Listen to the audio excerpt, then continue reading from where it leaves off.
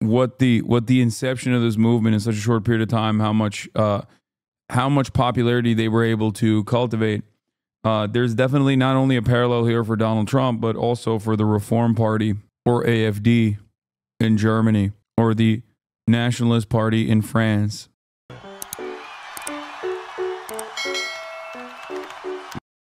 Why would anybody trust his reporting on this?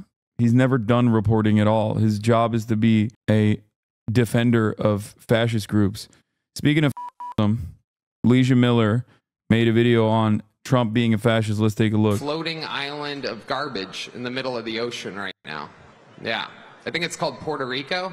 Out of character for me to speak at a Nazi rally. I was just in Israel, but I took the gig. As the first Samoan, Malaysian, low IQ, former California prosecutor ever to be elected president, it was just a groundswell of popular support. One more week, y'all. We can do this. Yesterday, Trump held a rally at Madison Square Garden in New York, and honestly, I find reporting on rallies lately to be really boring because, like, yes, Trump said some batty things, and then Kamala called him a fascist. Great, that's frankly no longer particularly newsworthy. But last night's rally was a bit different, just in the level of racist, bigoted, hateful vitriol, which was turned up to 11. Frankly, Trump is feeling the heat because Kamala is out fundraising him, and she's pulling ahead of him in many polls, so he's leaning into what he does best, saying incendiary things in the hopes that his base will be angry enough to show up in droves on election day, and if there aren't enough for him to win, they'll be angry enough to believe the election stealing lies afterwards and maybe succeed in their coup this time. And this hateful xenophobic rhetoric, combined with his connections to Project 2025 and his calls for mass deportations and attacking the enemy from within. I think the bigger problem are the people from within. We have some very bad people. We have some sick. New York Times reporting the Free Gaza thing, but they're speculating it could be the divert blame. The police said they had not determined a motive for the arson fires in Portland, Oregon, or Vancouver, Washington, but the message of heightened sensitivity of the investigation. That sounds to me like found devices at both scenes marked with the words Free Gaza, according to 2 law enforcement officials. Yeah, that sounds like a federal op to me, if that's the case. Like, it's ridiculous. Investigators are trying to determine if the perpetrator was actually pro-Palestinian activist or someone using that prominent cause to sow discord. One of the officials said, speaking on the condition of anonymity, it is, however, too complicated. It's giving blacks rule. You know, unless what they're talking about is that there was just Free Gaza stickers or something on the ballot box already. No, it's complicated as in, like, I'm thinking who would do some shit like that. ABC reported on it and said there's no evidence they're connected, so I don't think it was on the bomb. I mean, if it was on the bomb, how the fuck would they still be able to retrieve that? Anyway, let's continue. Great, thank you. Oops. People, radical left lunatics. And I think they're and it should be very easily handled by, if necessary, by National Guard, or if really necessary, by the military. Has many people, including Kamala Harris, sounding alarm bells about fascism. Trump even speaks positively about Hitler and is looking for generals with the same level of loyalty as he had. And so while I think comparing politicians and movements to Hitler and Nazis is a bit overblown generally, and I avoid doing it because it should be reserved for when the comparison is actually particularly apt, I think we have reached a point where the comparison is particularly apt. So today we're breaking down the fascist things Trump has said during his campaign and comparing that to Hitler. We all study the Holocaust in school and learn a lot about the aftermath of World War II, but taking a look at the years leading up to the war, the things Hitler said and the way he took power is, let's just say, instructive. Yeah, and it's also definitely underreported for some fucking weird reason. People just don't think about, like, they don't even think logically about how we arrived at Adolf Hitler, like how Adolf Hitler materialized. It didn't happen overnight. It didn't happen out of thin air. It doesn't, like, it's so fucking stupid to look at Donald Trump, who has invoked Hitler on numerous occasions, and just be like, oh, he's not Hitler, shut up. And all the more reason to show up and vote this year for Kamala Harris, whether you like it or not, frankly. Let's get into it. Thank you to my partner on today's video, Lumen. I've been, for the first time in my life, actually prioritizing the health of my nervous system lately. After the stress of the pandemic and a stint working an incredibly demanding job as a corporate attorney, my body was messed up, to say the least. I gained 40 pounds, I lost my period, I was constantly tired all the time. Something was wrong. This experience sent me down a rabbit hole of learning everything I could about I'm letting her run the ad, dude. Metabolism. Turns out it's all connected. At the top of the hour, you can still subscribe subscribe. versus calories out and eat more vegetables and protein for more energy. And once you start down that rabbit hole, you'll find a million purported experts online giving you advice that's iffy at best. And it's overwhelming and impossible to know what's actually right for your body. And that's where Lumen comes in. Lumen is the world's first handheld metabolic coach. It's a device that measures your metabolism through your breath. And on the app, it lets you know if you're burning fat or carbs and gives you tailored guidance to improve your nutrition, workouts, sleep, and even stress management. It's so much more than counting calories or tracking macros. Lumen gives you recommendations to improve your metabolic health based on the context of your breath measurement. Lumen has logged 55 million metabolic measurements and are the leading experts on metabolic health. Their recommendations are science-backed and personalized to your measurements, so you know that you're doing what's best for your body. Having that personalized insight into how your body is functioning is so key to learning how to make your body feel the best that it can feel. All you have to do is breathe into your Lumen first thing in the morning, and you'll know what's going on with your metabolism, whether you're burning mostly fats or carbs. Then, Lumen gives you a personalized nutrition plan for that day based on your measurements. You can also breathe into it before and after workouts and meals, so you know exactly what's going on in your body in real time. And Lumen will give you tips to keep you on top of your health game. To get 15% off your Lumen, just click the link below or go to lumen.me/Leeja and start taking charge. I'm not going to skip.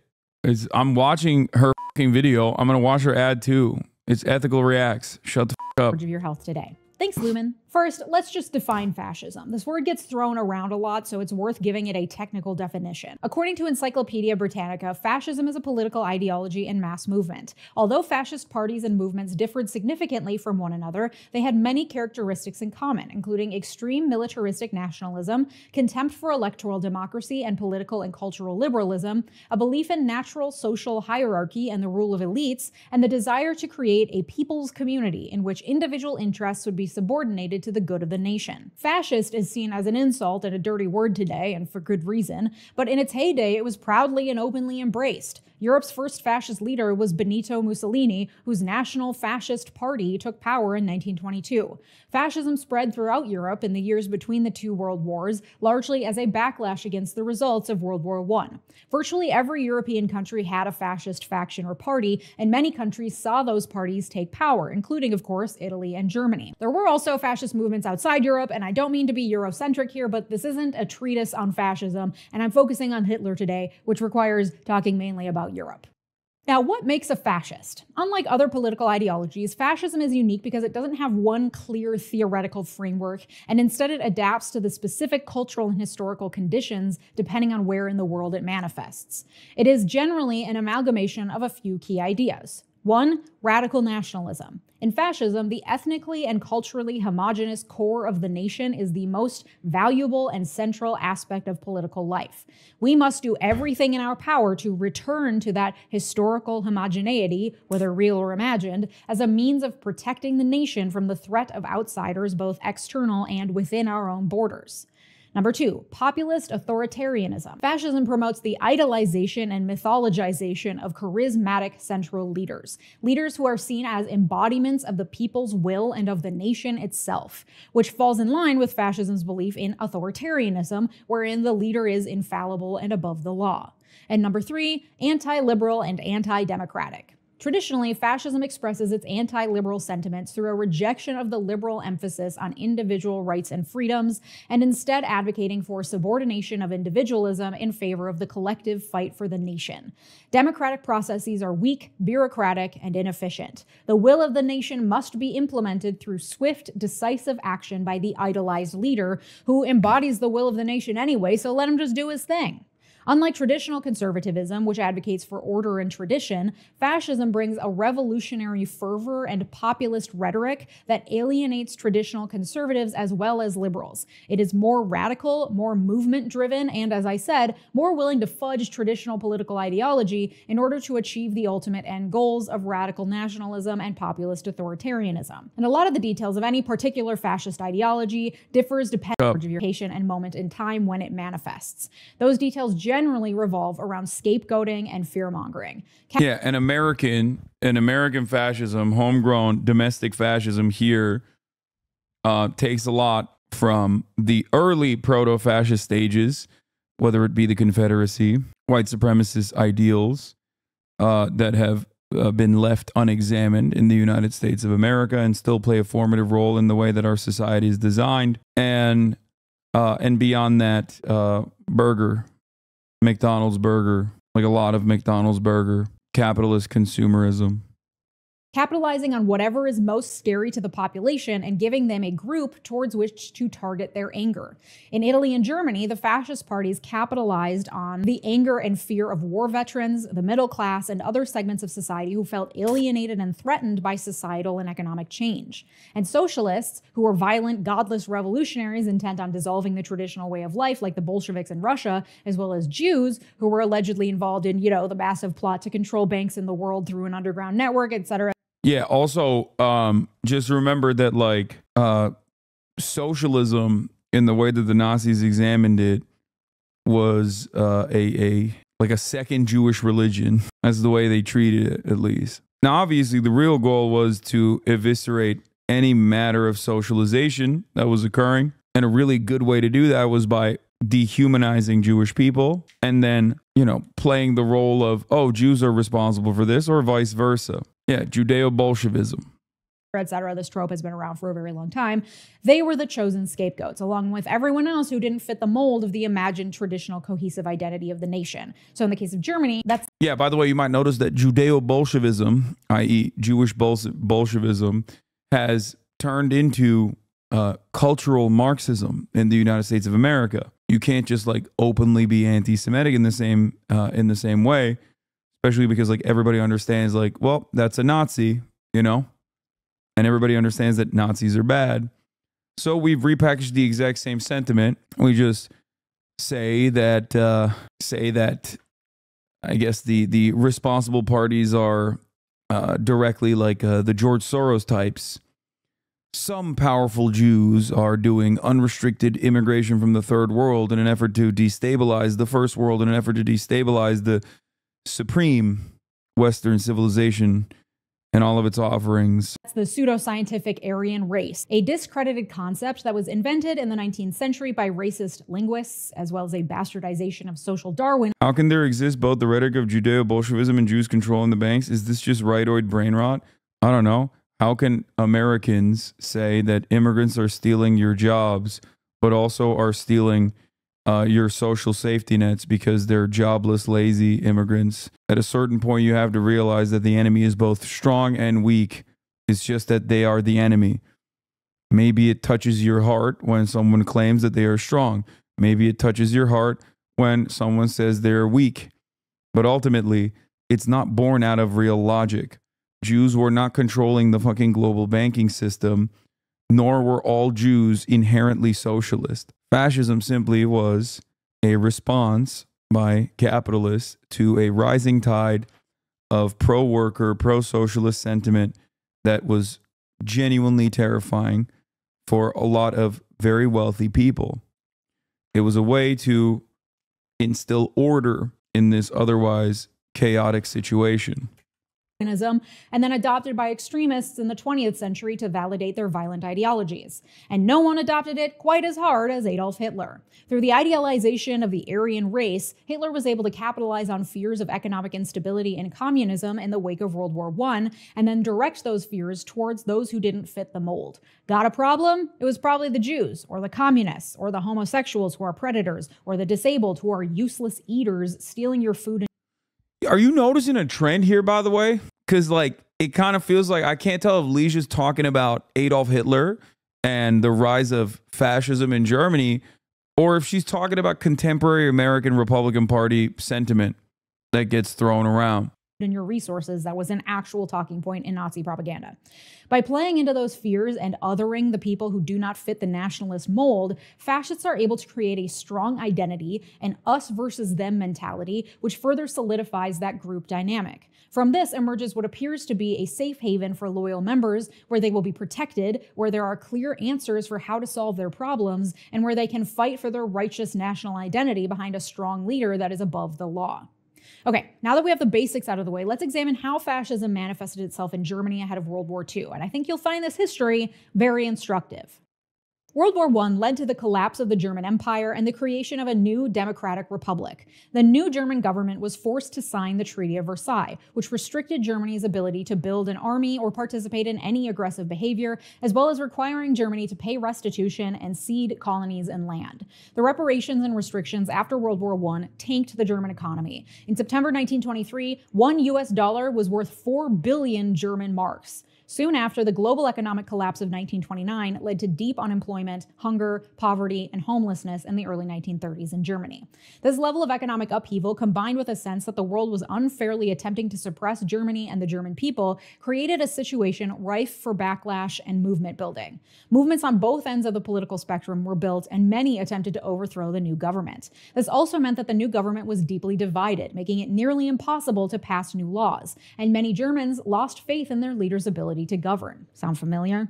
The Nazi Party was one of many new movements that grew out of this post-World War I discontent. And Adolf Hitler, a young wounded World War I veteran, joined early in 1919. The group was impressed with his organization and oratory skills, and he became responsible for recruitment and propaganda, organizing larger party meetings and rallies where he would give speeches that made him indispensable to the party and its growth. In 1920, he developed the party's 25-point program, including pushing for an overhaul of the party structure that replaced the Democratic Committee with a single leader with ultimate control. When this restructuring was rejected, Hitler resigned. After the heads of the party realized that Hitler's speaking and organizing skills meant that without him, the party would flounder, they agreed to his demands and made Hitler the party chairman. In 1923, Hitler led a failed coup attempt that involved a march on the War Ministry building that resulted in violence. 14 Nazis died and 4 policemen were killed. Hitler was later arrested and spent less than a year in prison, where he wrote Mein Kampf. After this failed coup, Hitler realized it would be more effective for him to take over Germany through electoral means by winning democratic support for his party and getting elected to power. So he got organized. He divided the country into regions, which each had a designated leader, then subsections of those regions, which each had a designated leader, and then even smaller sections inside those subsections, also with designated leaders, and each leader answered to the section leader above them, who ultimately answered to Hitler. Groups were also formed for doctors, lawyers, etc. to infiltrate existing social structures and help the party gain more members and supporters. Hitler also established a new leader for the SA, the paramilitary arm of the Nazi Party. Initially, this paramilitary was a militia made up of ex-World War I soldiers and unemployed men who were disorderly and had free reign over their activities. To give this militia an air of legitimacy, Hitler appointed a strict leader to give the SA a more defined role. The SS was a small subdivision of the SA, originally meant to act as Hitler's bodyguards. The SS was significantly expanded in 1929 when Hitler put Heinrich Himmler in charge, who would lead the SS to police the entire Third Reich. These SS members were chosen based on their racial purity, blind obedience, and fanatical loyalty to Hitler. The more loyal you could prove yourself, the higher up the ranks you'd go. Sound familiar? As the military arms of the Nazi Party grew, so too did the propaganda wing. Joseph Goebbels used simple, effective communication through modern media like films and radio, combined with traditional campaigning tools like posters and newspapers. The propaganda played into Germans' fears during uncertain and unstable times. These included instilling fear of unemployment in the working class, portrayals of ideals of family and the role of women as mothers, and scapegoating Jews and communists as a source of most of their economic and personal woes. Through this propaganda, Goebbels built an image of Hitler as the strong, stable leader Germany needed to become a great power again.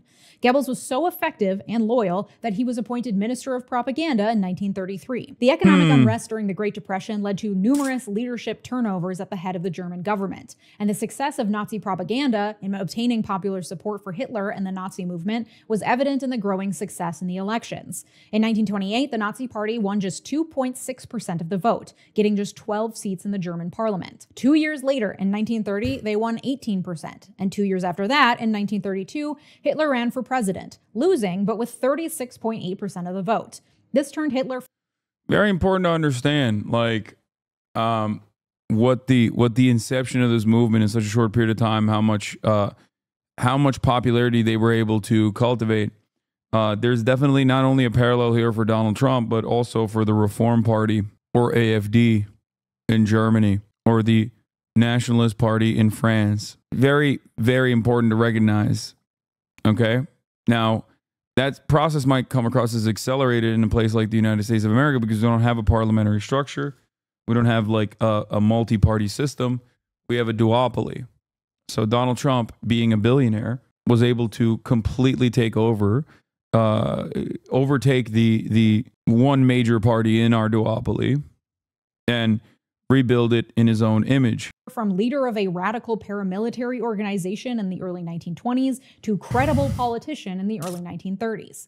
The 1932 parliamentary election gave Nazis 230 seats, with 37% of the vote, becoming the largest party in the German parliament, just 4 years after only winning 2.6%. Hitler, as leader of the largest party in parliament, was named Chancellor of Germany, sworn in on January 30th, 1933. As Hitler's chances of being elected president dwindled in 1932, remember he lost with 36% of the vote, a group of conservative elites, members of the ruling class and new industrialist business class met secretly to back Hitler as chancellor. Among the... This is very important to understand. Sound familiar? You got some tech CEOs getting together and going, hey, we got our guy in there, Peter Thiel's own blood boy, J.D. Vance. We're kind of on board with that, don't you think? Yeah, they were liberals, by the way. Not every single one of them was like ideologically committed, you know? Group were political leaders and the son of the current president, along with important wealthy industrialists. Their support was vital to Hitler eventually being named chancellor by Germany's president. The idea being that they needed a strong place to protect their power and money, and they saw their opportunity in Hitler. Sound familiar? But at this point, the Nazis were just one party in a three-party coalition government alongside a non-Nazi president. In an attempt to consolidate more power, Hitler called for another election in 1933 and went on a propaganda blitz to try to win as many more parliamentary seats as possible. But then in February 1933, the German parliament building was suddenly set ablaze, burning to the ground and instilling panic in the public over the potential terror attack. A young Dutch communist was arrested for the crime, playing into the Nazi party's scapegoating of communists and amplifying their fear-mongering propaganda. 4,000 communists were subsequently imprisoned as a result. The day after the fire, the president of Germany signed the emergency decree for the protection of the German people. Through this presidential decree, Hitler got emergency powers. The decree suspended basic personal freedoms like the freedom of speech, the right to own property, and the right to trial before imprisonment. This gave Nazis a legal and legitimized basis to persecute and oppress opponents as traitors to the Republic, because people could be imprisoned for no reason. The Communist Party and its democratically elected parliament members were banned from parliament. The elections went forward as planned. In March, now under the fear of potential political persecution, many people feared for their safety in casting their ballots. The Nazi Party won 43% of the vote, an increase of nearly 10% over the election held just 6 months before. 2 weeks after the election, Hitler proposed a law to parliament that would give him the power to rule by decree, meaning he could just issue a decree and it would become law, as opposed to proposing laws to parliament for approval. The terror and fear that was still very palpable after the attack on parliament 1 month before, combined with the support of political elites, gave Hitler's otherwise bat-crazy proposal that air of legitimacy it needed. Hitler won over the... That's what happens when you have wealthy people on your side.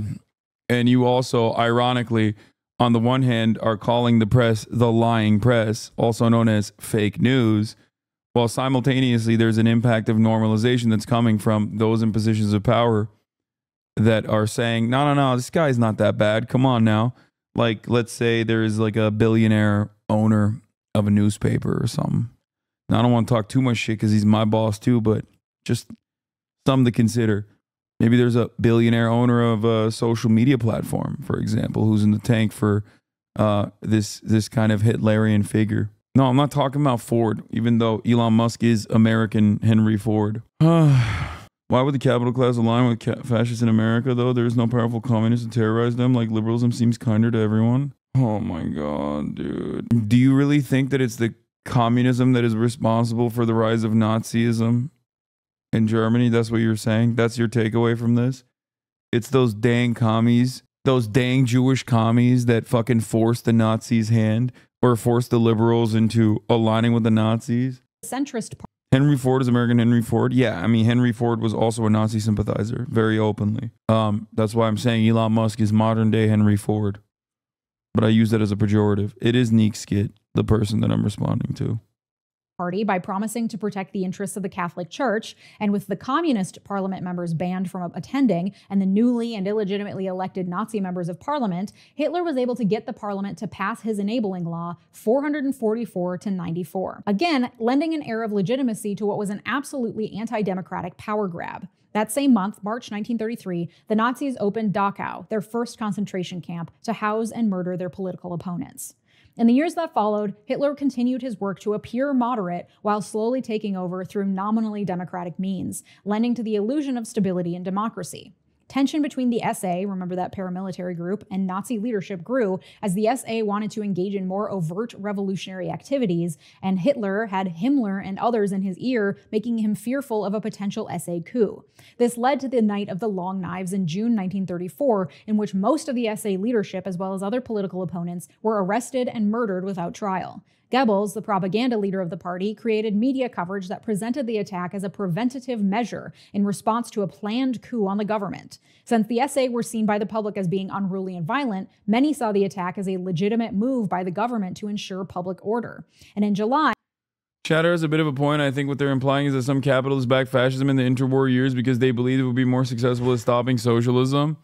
Yeah, I understand that, but he wasn't saying that.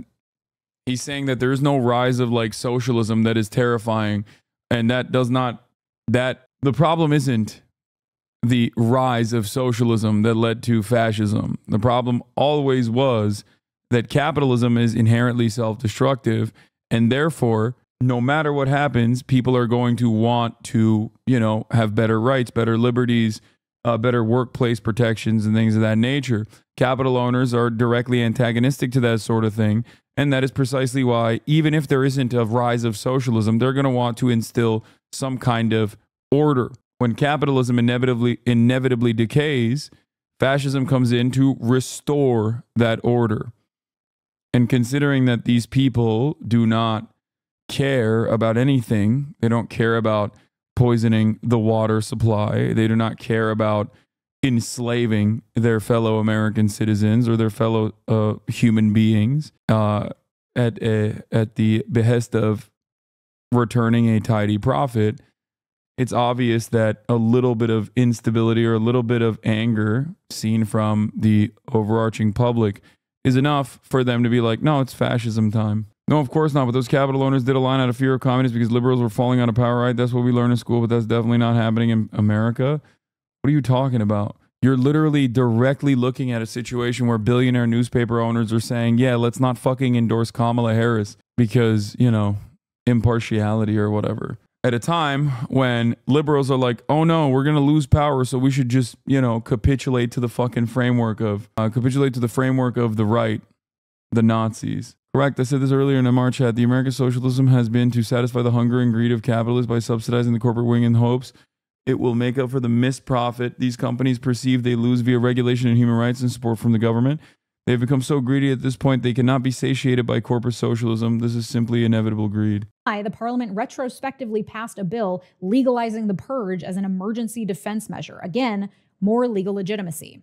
Outside of the military, from 1933 to 1934, the Nazi Party systematically took control of all aspects of Germany, all through what were considered legal and democratic means because of Hitler's decree powers given to him democratically by parliament.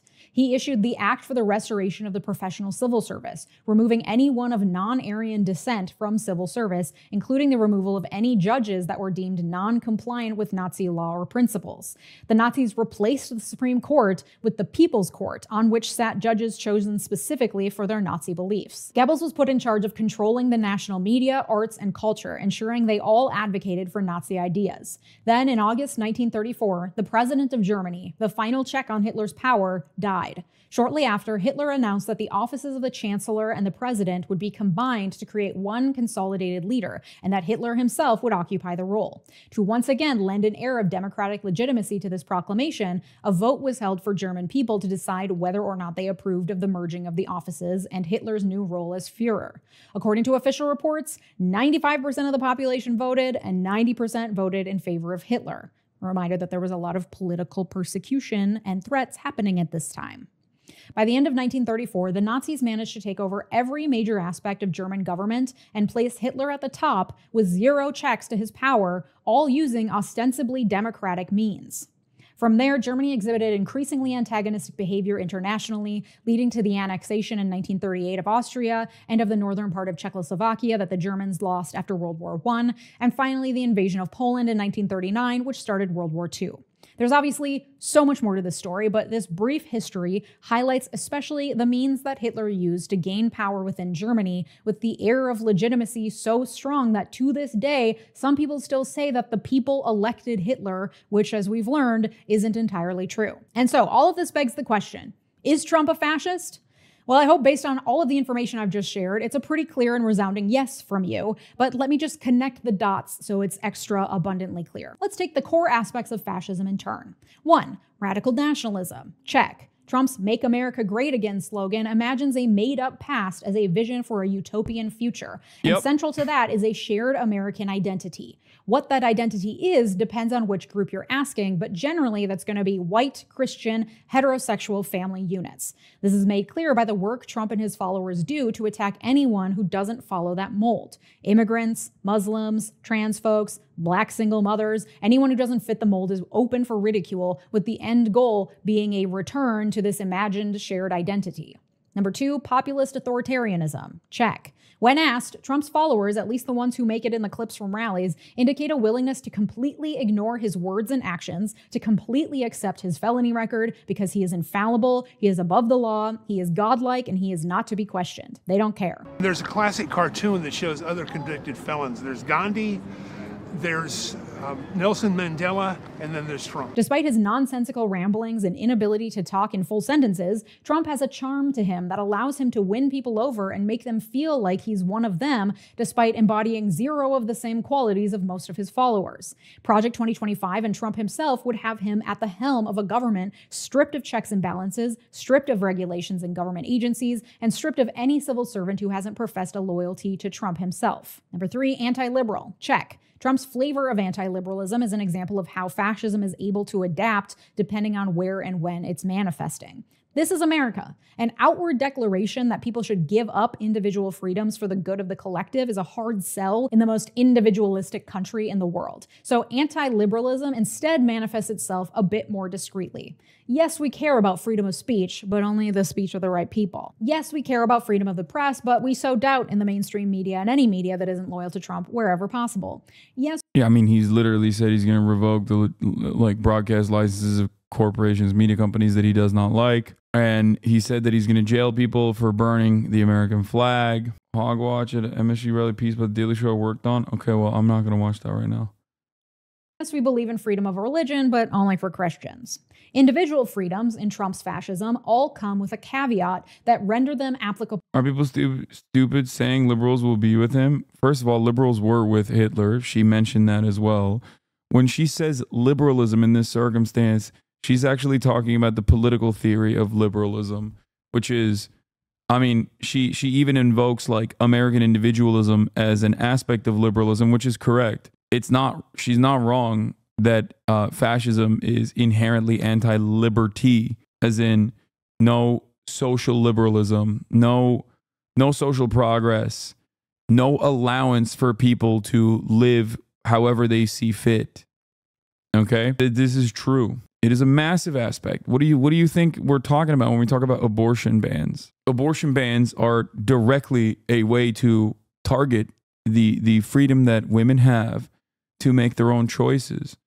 It's a way to rip away bodily autonomy from women. Same with anti-gay, anti-trans policies, which, by the way, the Nazis were super on board with as well, for the record, just if you don't know. Like, if you were to the movement in its conquest and its rise to power, and just not name them Nazis and explain to the average Republican the things that they did without openly mentioning that they were Nazis that did it, the average Republican would be on board with it. It's bar for bar what the Republican Party is trying to do.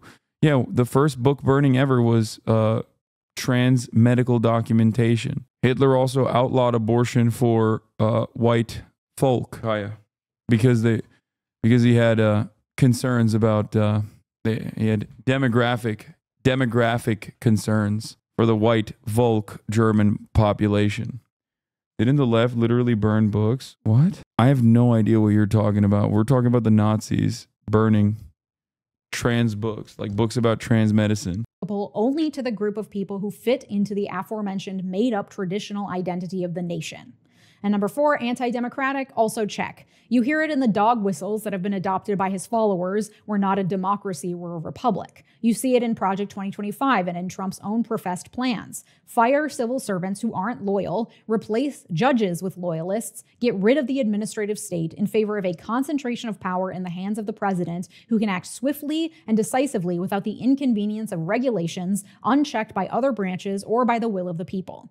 And when Trump says he wants generals as loyal to him as Hitler had, that is coming from a place of having studied how Hitler did what he did. Studied may be too strong of a word, as I'm not convinced Trump can read words really good, but he surrounds himself with people who can. Like Hitler, Trump has capitalized on the fears of his base: astronomical economic inequality, racial animosity, changing societal norms. Like Hitler, Trump has chosen a handful of scapegoats that can be blamed for everything without needing any actual evidence to back it up. Can't find housing? Immigrants took it. Can't find a job? Immigrants took it. Feeling unsafe? Probably the immigrants, or the blacks, or the black immigrants. They're eating the pets. Why would liberals be on the side of fascists? I understand it happened during the Nazi regime, but isn't seeing the locked up people, would you kind of not want to push that away? I don't know. There's plenty of fucking like 2-time Barack Obama voters that swung wildly in the direction of Donald Trump. There's plenty of people who got their brain broken from COVID and then voted for Donald Trump and now are a shell of what they once were. Jeff Bezos and numerous other billionaires that you would have probably considered liberals, who were anti-Trump liberals, as a matter of fact, Silicon Valley tech CEOs, are now deep in the pocket of Donald Trump. For a lot of people, they do not care about anything but their bottom line. And if fascism seems like an adequate alternative that will restore your, or will fight for your profit margins, then for them, it's a simple calculation. When Bernie Sanders was seemingly going to win the Democratic primaries, there were a lot of think pieces written about how people would rather vote for Trump than Bernie Sanders by people who were seemingly liberals. People who were like, I've voted for the Democrats my whole life. But Bernie Sanders is far too radical for me. Why? Because he wanted to do fucking universal health care. A lot of people want the preservation of order. If fascism seems like the only preservation of order, then yeah, a lot of people, especially those in positions of power, are going to choose fascism over any kind of radical shakeup of the system.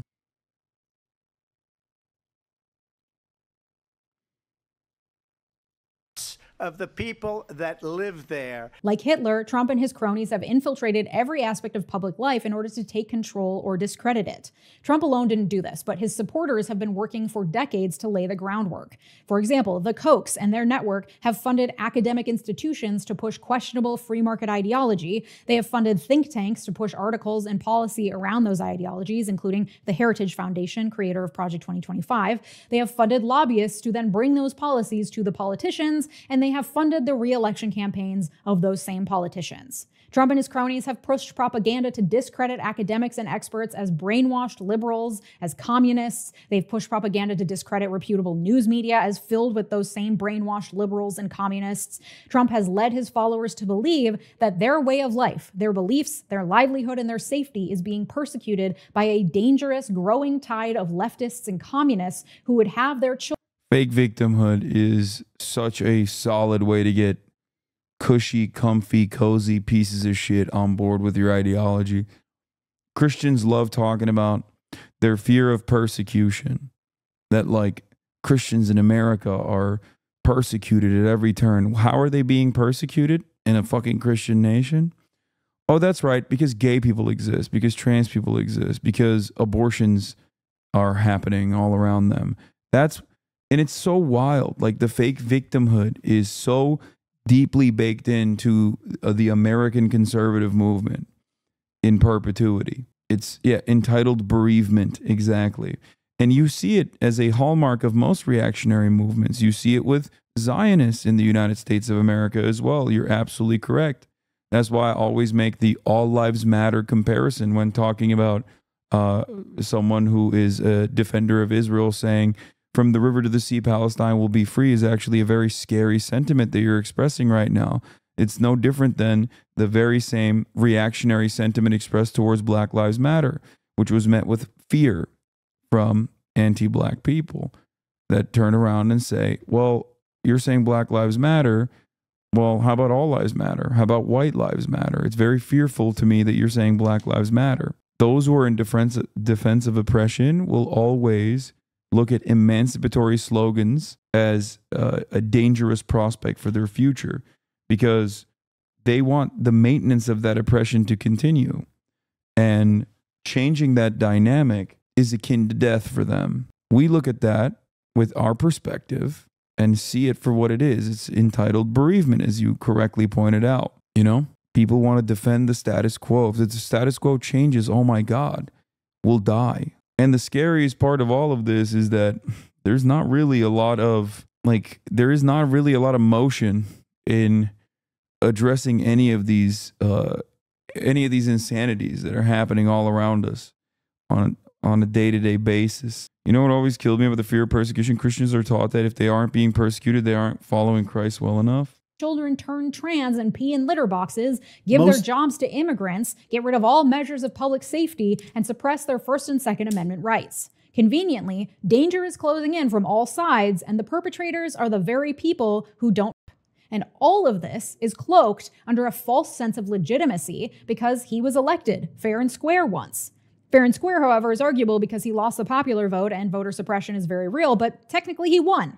And now that he's held power legitimately once, he's willing to use whatever tools necessary while attempting to appear moderate and to be operating within the confines of the law, just like Hitler did, to maintain and consolidate that power. And through populism, propaganda, and fear-mongering, he's managed to convince his followers that it's in their best interest to elect him when it's not.